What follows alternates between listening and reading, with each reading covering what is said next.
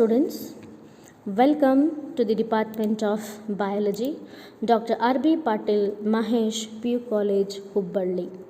Students, today in this video, we will be discussing competitive part, that is NEET part of the biology, on the small topic, that is the living world, from the first unit, that is diversity in the living world. Students, before I introduce MCQ to you on this topic living world, I strongly feel that it becomes my duty to explain what is NEET and how much it is important in brief. So before we start up with today's session, let us try to understand about what is NEET. Before 2013, students, for MBBS courses, different states were conducting different competitive exams, and even different institutes were conducting their own competitive exams. So it was difficult for the candidate to write all the exams and get into a reputed institute. To solve this problem, in the year 2013, Honorable Supreme Court gave guidelines that a common entrance exam for medical aspirants must be conducted throughout India. So, according to the guidelines given by the Supreme Court, the Ministry of Human Resource Development, Government of India, established NTA, that is National Testing Agency, as an independent, autonomous and self-sustained testing organization for conducting efficient, transparent and international standard tests in order to test or assess the competency of the candidates for admission to higher education institutions.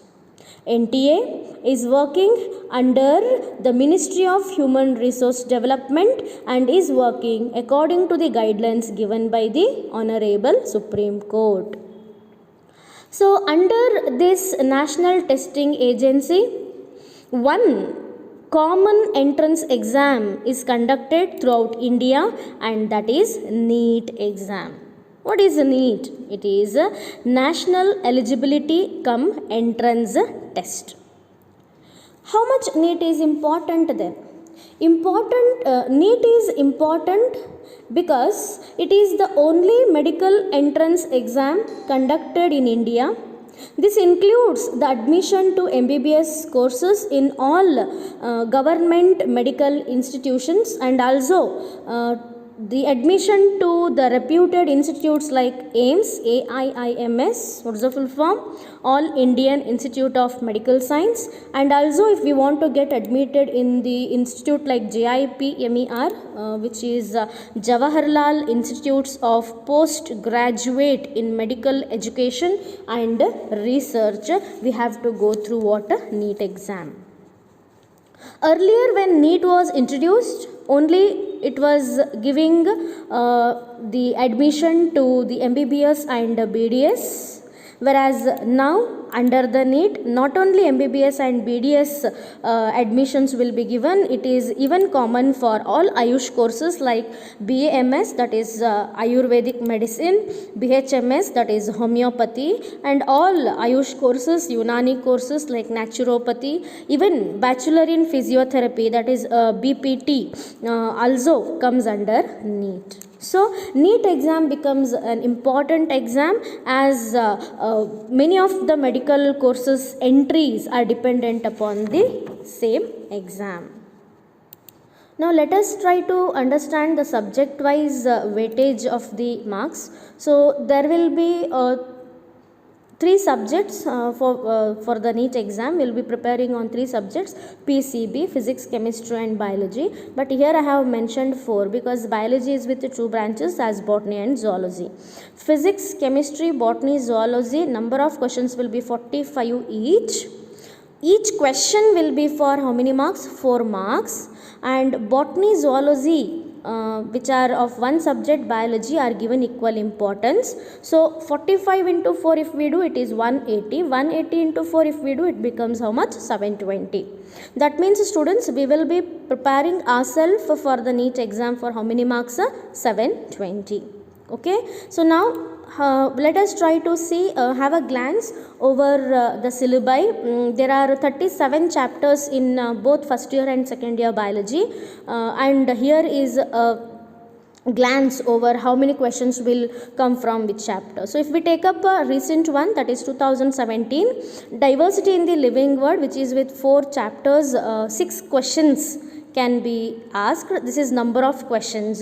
Then plant kingdom 3 questions, animal kingdom 3 questions, morphology of flowering plants 4 questions, anatomy of flowering plants 3 questions, structural organization in animals 2 questions, cell the unit of life 2 questions, biomolecules 3 questions, cell cycle and cell division 2 questions, transport system in plants 2 questions. So accordingly we can start preparing. Here is a second set of the chapters. Mineral nutrition 1 question, photosynthesis in higher plants 2 question, respiration in plants 1 question, plant growth and development 1 question, digestion and absorption 3 questions, breathing and exchange of gas 1 question, body fluids and its circulation 1 question, excretory products and its elimination 2 questions, locomotion and movement 2 questions, neural control and coordination 3 questions. Now here is a third set of the topic, chemical coordination and integration 3 questions, reproduction in organism. From here the second year syllabus will start, 1 question, and sexual reproduction in flowering plants 4 questions, human reproduction 2 questions, reproductive health 2 questions, principle of inheritance and variation 5 questions, molecular basis of inheritance 4 questions, evolution 1 question, human health and disease 3 questions, strategies for enhancement in food production 2 questions. The last set, microbes in human welfare 3 questions, very small topic but important, biotechnology principles and processes 2 questions, biotechnology and its application 3 questions, organisms and population 2 questions, ecosystem 2 questions, biodiversity and conservation 2 questions, environmental issues 2 questions. So this is a brief idea about which all topic we have to prepare and for how many marks, but there will be a slight change with respect to number of questions, so that those changes well in advance it will be notified, that is they will bring into our notice if any changes are there.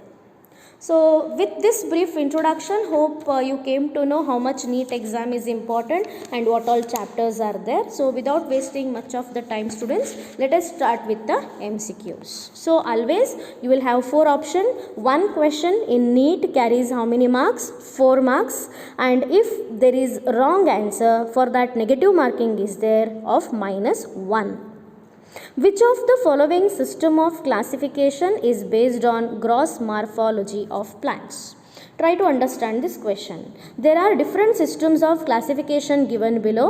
Amongst that, which classification system is based on gross, means total morphology of plants? So what is morphology? Morphology is the study of external characters of the organisms, correct? So in a given option we have to pick a option which is totally based upon the gross morphology. Okay, so coming to the first one, that is a natural system of classification.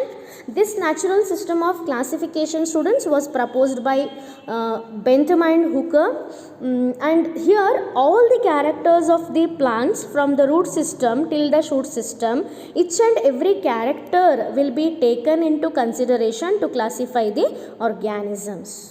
Okay, whereas coming to the second option, artificial system of classification, here also the classification is based upon morphology, but only 1 or 2 characters are considered.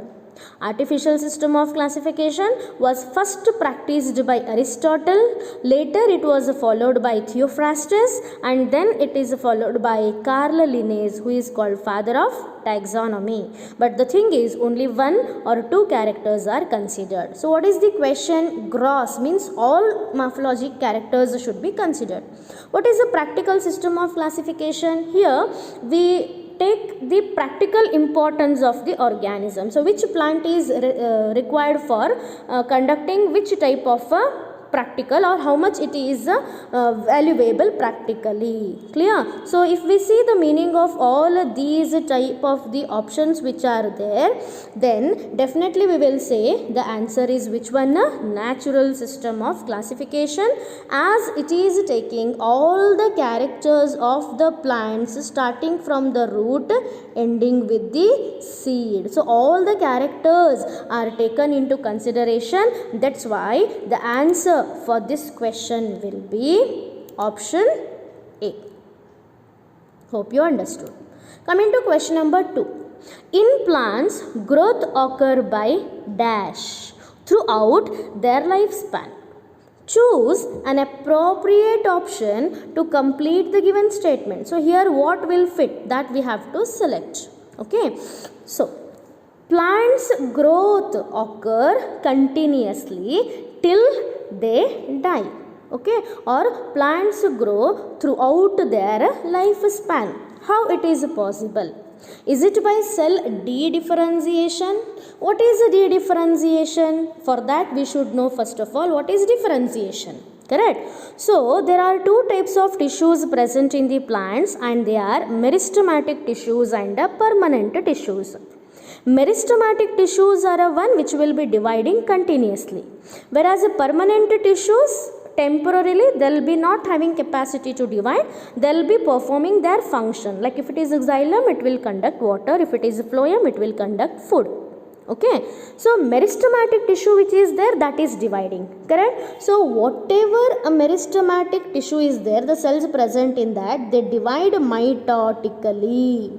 Correct? To produce daughter cells, and these daughter cells will become either parenchyma or collenchyma or a sclerenchyma, or they become xylem or a phloem according to their function. So that capacity where the cell is getting differentiated into parenchyma, collenchyma, sclerenchyma is called as what, students? That is called as a differentiation.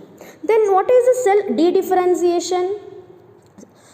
In plants, once the plant complete its primary growth, that is growing taller, to achieve secondary growth, the cells like parenchyma which are there, the tissue, will regain capacity to divide. That is called as a dedifferentiation. So none of these options are meeting our demand. It is not cell differentiation, dedifferentiation, because that is a secondary growth. It is not cell differentiation, that is because it will help in primary growth. Plant growth continuously occurs due to a process called cell multiplication with a process. What is that? Mitosis. Clear? So the right answer for this question will be which one? Cell multiplication. Now coming to third question. True regeneration is found in. Regeneration is a process in which lost part of the body is recreated by organism to become a new organism. Okay, so in amoeba, it is regeneration is a sort of sexual reproduction only. In amoeba reproduces by binary fission sporulation, so regeneration is not found. Hydra reproduces by budding and by the formation of gonads, so not by the regeneration. That is planaria. Yes, if you remember theory class, planaria is with the capacity of regenerating its lost part. Why not it is bacteria? Because bacteria reproduce by binary fission, endospore formation, sexually by transformation, transduction and conjugation. So planaria is having a capacity of regenerating its lost part. That means the answer for this question is which one, students? C, planaria. Now coming to question number 4, match the following columns. So there are two columns given, students, column 1 and column 2. Column 1 is with name of the taxonomical aid, whereas column 2 is with the meaning of that taxonomical aid. Clear? So we'll try to match them now. What is herbarium? Herbarium is nothing but dried plant material which is dried by keeping the plant between the two folds of the newspaper. Correct? So the option A should go with which one? Preserved plant specimen, that is 3. A should go with 3. Botanical garden is what? It is a place where different type of plants are taken care, they are cultivated. That means B should go with what? 4. That is diversity of living plant.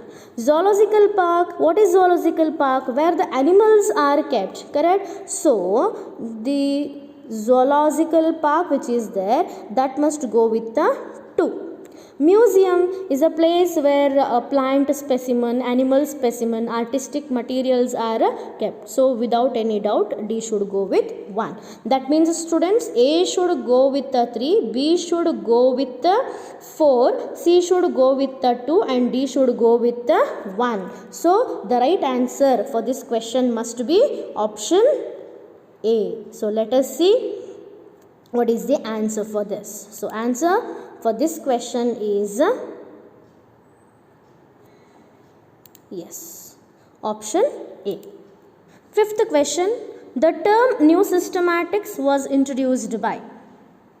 New systematics means new type of a system of classification which can also be called as biosystematics. Okay, so today only I have sent a PDF of synopsis of this topic. Go through that, you will come to know. Bentham and Hooker were one to give natural system of classification. They wrote a book by name Generalis Plantarum. They have not introduced a word called as a, what is that? Neo-systematics. Okay. Then Linnaeus was a person to give the term called as a systematics.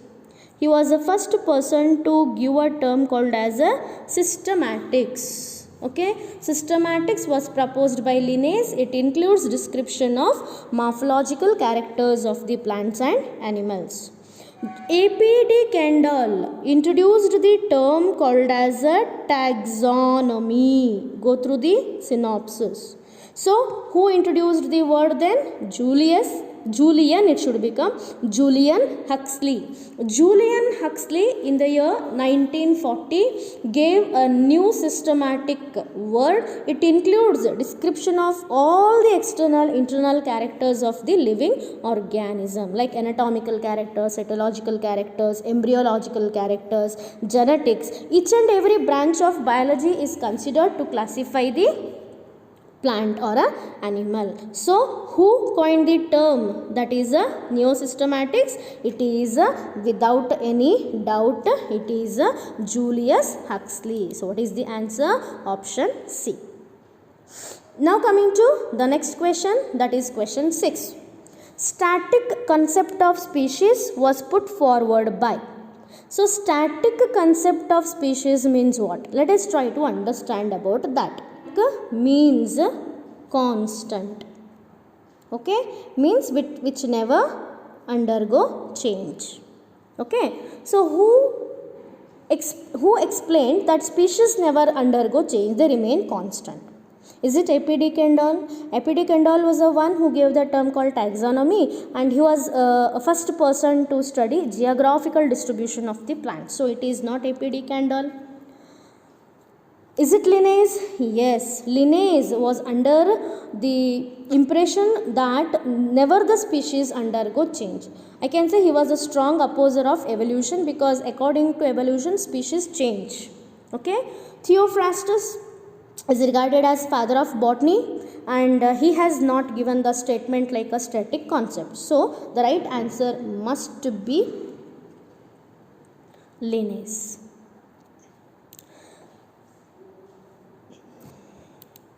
Now coming to question number 7.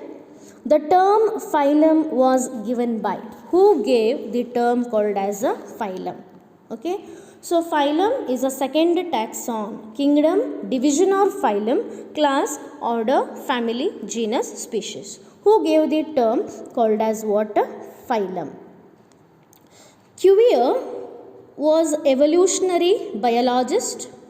He has given us a law called as a biogenetic law, about which you are going to study in second year. So it is not Cuvier. Is it Ernest Haeckel? Yes. Ernest Haeckel coined the term called phylum to give the collection of organism belonging to different classes. Is it Theophrastus? No, because Theophrastus is called as a father of botany. Linnaeus has introduced a term called systematics. He has not given the term called as a phylum. So that's why the answer for this question, that is the term phylum, was given by Ernest Haeckel. Coming to question number 8. Taxonomy without a phylogeny is similar to bones without a flesh. Let us try to understand the meaning. So, taxonomy without a phylogeny, phylogeny is nothing but evolution, is similar to bones without a flesh. What happens if our body contains only bones and no flesh? It is a skeleton, correct? So, it is a dead body. So, if we want to call an organism as a living, bones plus flesh should be present. Similar to that, if we study taxonomy without a phylogeny, that means we are studying a dead organism. So if we want to study a taxonomy, there should be evolution. If you have observed classes of animal kingdom and biological classification, each and every group is categorized based on evolution. So taxonomy classification should go with evolution, is a statement of which scientist? Okay, is it Oswald Tippo? Oswald Tippo was a botanist and he gave us a term called as a Thallophyta. So you are going to study in the chapter called Plant Kingdom. Is it John Hutchinson? John Hutchinson gave us a natural system of classification. Is it Thaktajan? Yes. It is not John Hutchinson, it is not Oswald Tippo, it is Thaktajan. Thaktajan became a first person to say that taxonomy without a phylogeny is equal to bones without a flesh. That means we have to study taxonomy with evolution. It is not Bentham and Hooker, because they also gave us what? A natural system of classification. So the right answer for this question will be Thaktajan. Into question number 9. A group of inbreeding plants and animals is. Inbreeding plants or animals is. Is it order, species, family, genus? What's the answer? Correct? So if we go to the first option, order is group of families. We don't discuss about what? Organisms. Okay. So this is not a correct option. Species, yes, we define species in two ways. Fundamental unit of classification, then it's made up of group of organisms which are sharing common morphological and anatomical characters and can interbreed. So the right answer must be species. Why not it is a family? Family is again group of the genus, and what is a genus? Group of species. So family and genus are also wrong options. The right answer is which one, students? That is species. Okay, so right answer for this question is option B. Now coming to question number 10. If two or more species occupy overlapping areas, then they are. Okay, so this is an important question. If you refer the PDF form of the synopsis, in that it is there some important definitions related to species under that heading. Okay, so let's try to understand. If two or more species occupy overlapping, what is the meaning of overlapping? Consider that this is one area and this is another area. See here, part of the area which is there between these two is overlapping. So the organisms present in that area are called as what? Is it sibling species? No, sibling species are morphologically similar, but they cannot interbreed. So species, okay, is a one which can interbreed. Howda? So sibling species is not a one because they are reproductively isolated. Brother, sister, cousins, they all become sibling. Is it allochronic? See here, allochronic contains two terms. What are they? Okay, the first term is allo, means different. Chronic means time. So this says that the species occurring during different geological time, like man and dinosaur. So this is also not a correct option. Is it a keystone species? Keystone species is a one which will hold the ecosystem together. A species having a large effect on its environment, like shark, starfish, sea otter, etc. So it is also not keystone. Then which one is right answer? Yes, G. Sim means same. Patrick means what? Area. So the organisms which are present in overlapping area are called as what? Sympatric species. So the right answer for question number 10 will be D. Now coming to question number 11. Homeostasis in organism is. We know what is homeostasis, correct? So we have understood that as one of the characteristic feature of the organism to be considered as a living. Is it disturbance in regulatory control? Homeo means the same, stasis means a condition, correct? So internal body environment shouldn't change, they should remain constant. Here what is given? Disturbance, so it is not a correct option. Is it a tendency to change with the change in the environment? That means cold-blooded, poikilothermic. Yes, it is also not a correct option. Plants and animals extract used in homeopathy. It is again related to a different subject only. It is not with respect to homeostasis. That must be the answer must be option D, tendency to resist water change. So answer for this question number 11 is D. Now coming to question number 12 is an easy question what I feel.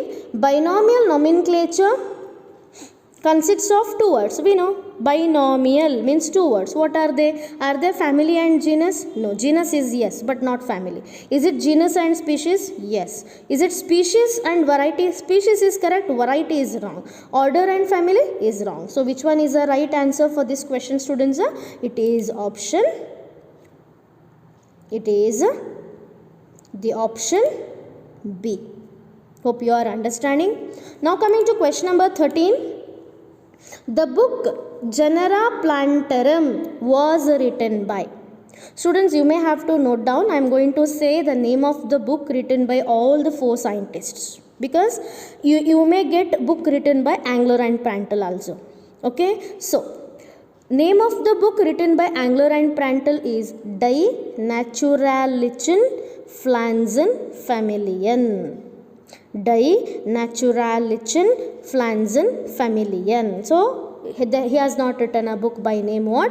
Genera Plantarum. Is it Besse? Besse, yes, botanist, had written 14 volumes of one book, Essentials of Botany. So Angler and Prantl have not written, Besse has not written. Is it Bentham and Hooker? Yes, they wrote a book by name Genera Plantarum to explain their natural system of classification. Then what is the name of the book written by Hutchinson? Hutchinson wrote a book by name Flora of West Tropical Africa. Okay, so the right option is C. You may ask a question, के answer is Bentham and Hooker. Why I gave the name of the book? Because you may get a question, name the book written by Besse, name the book written by Prantl, or name the book written by Hutchinson. So you should prepare for all the questions. So here the right answer for question number 13 is a C, that is Bentham and Hooker. Coming to question number 14. sequence of taxonomic categories is. So we know taxonomic categories are the ranks, that is a taxon, like a kingdom, division, class, order, family, genus and species. So which one is the right answer? So this is directly taken from the theory. Without any doubt we can say the answer as option A. Why? Kingdom is not there, division is there, class, order, family. Yes, one thing is added extra. What is that? Tribe. So tribe is usually present in few of the group of animals and it will be written above the genus, and the details are covered in the theory class also. So without any doubt the answer for question number 14 is A. Now coming to the last question of this session, study of fossils is. First of all, what is a fossil? Fossil is a remnant of the organism which was present once upon a time. Like dinosaurs, they were existing once upon a time. We will come to know by their footprints or by the skeleton. So study of the remnants of the organism forms a branch called as a what? So that is, fossil is a remnant of the organism and study of the fossil is called as what? That we have to identify. Is it the first one, saurology? Saurology is a branch which deals with the study of lizards. Is it paleontology? Yes, it is a branch which deals with the study of fossil. Why not it is organic evolution? Because organic evolution explains or studies about developmental changes in the organism. Then why not it is herpetology? Herpetology is a branch which deals with the study of reptiles and even amphibians. Okay, so the right answer for this question will be which one? Paleontology. So these are few questions, students, what I thought of discussing in today's class. In another session, I'll come back with still more important and interesting questions. Hope you have understood the contents of this video, students. Thank you.